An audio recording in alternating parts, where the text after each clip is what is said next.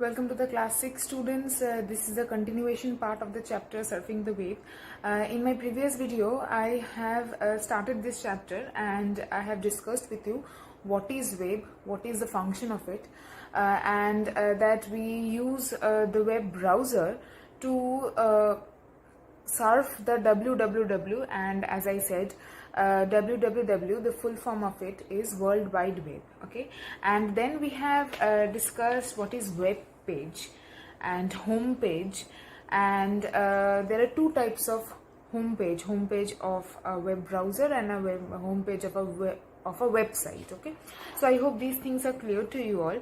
Today we will start from page number 35, which is the components of the browser window. Now I will show you a picture of the browser window and I will discuss each of the components of that window and what their function is. Okay, so let's start with that.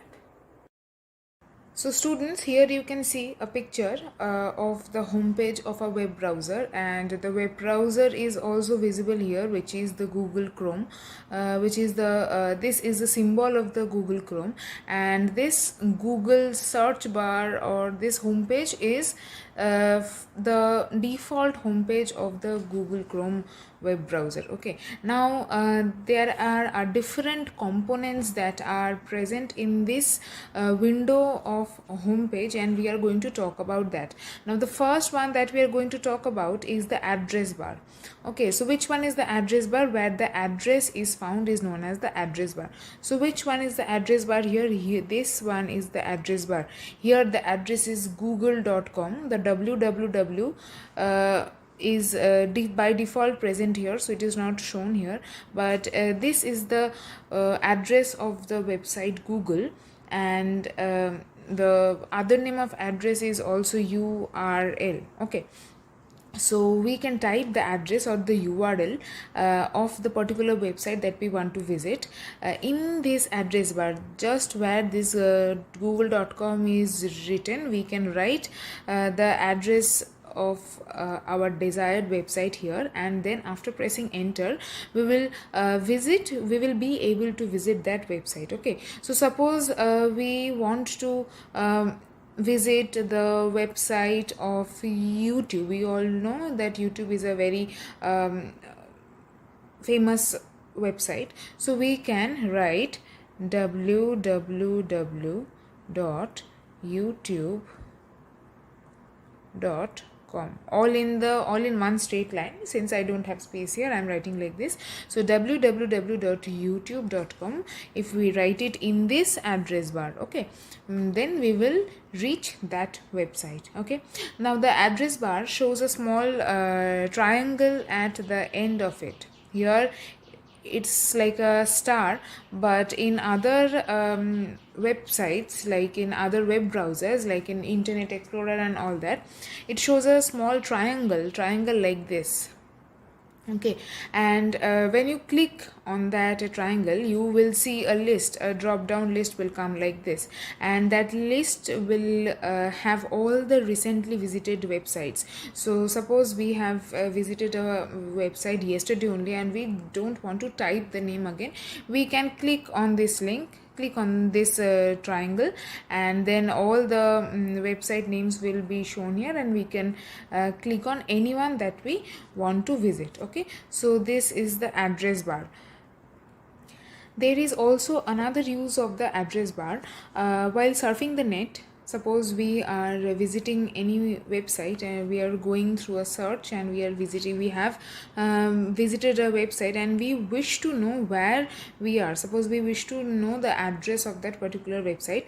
In that case, we can look in this address bar. Okay, in this address bar, and then whatever will be written here will be the address of that particular website, and then later on, if we wish to visit that particular website again, that particular page again, if we just write the address in the address bar, then we can directly reach that website again without having to search for it again. Okay, and the name of the address bar is in Internet Explorer, and the same thing is known as location bar. Okay,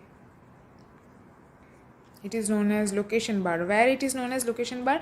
In Mozilla Firefox. In Mozilla Firefox, I am here showing you the example of Google Chrome because I use that web browser. But there are two other important famous websites also, which web browsers also, which I have talked about, which are the Mozilla Firefox and Internet Explorer. So more or less the things are same, their functions are same, but names might, or names and logos, icons, these might differ between these three web browsers. Okay, next we come to the scroll bar. Okay, so this is the home page, and this there is nothing there to scroll down or scroll to the sides. That is why the scroll bar is not shown here, but a thing like this on the sides and a small button here, and below here another thing, so that by moving this up and down we can scroll up and down, and by moving this thing to the right and left we can scroll to the right and left. And thus if the web page is too long to fit in this particular window, then we can look at the full web page by scrolling either up and down or left and right. Okay, so that is known as the scroll bar, and thus, as I have already shown you, there are two scroll bars. One this is the horizontal scroll bar, and this is the vertical scroll bar. Okay, the horizontal scroll bar appears just above the status bar. Now the next one we will talk about is the status bar, and then you will get to know what is the status bar. And this horizontal scroll bar only becomes visible if the web page is too wide to fit in this window. As I told you that if it is too wide or too long, then to view the full thing we can use the scroll bar. Okay, and the vertical scroll bar is present at the right of the web page. This is the right side of the web page where the vertical scroll bar is present, which lets us scroll up and down a web page if it is too long to fit in this particular window. Okay, next we have the status bar, which is only found in case of Internet Explorer, but since this is Google Chrome, I will not be able to show you the status bar. It is not located here, but I can show you where the status bar is found. It is right here in this portion, and towards the full of the screen is made up of the status bar, and the status bar basically shows done here when it has completed loading the web page, or if it is not able to load the web page properly, it will show how much time it is required to load the web page. So the status of the web page we get to know that. Okay, so this is all about the status bar, and the rest we have also done is the address bar and the scroll bar. We have a few more components of the web page left, and then we will discuss about the next portion of the chapter in the next video. Okay, thank you.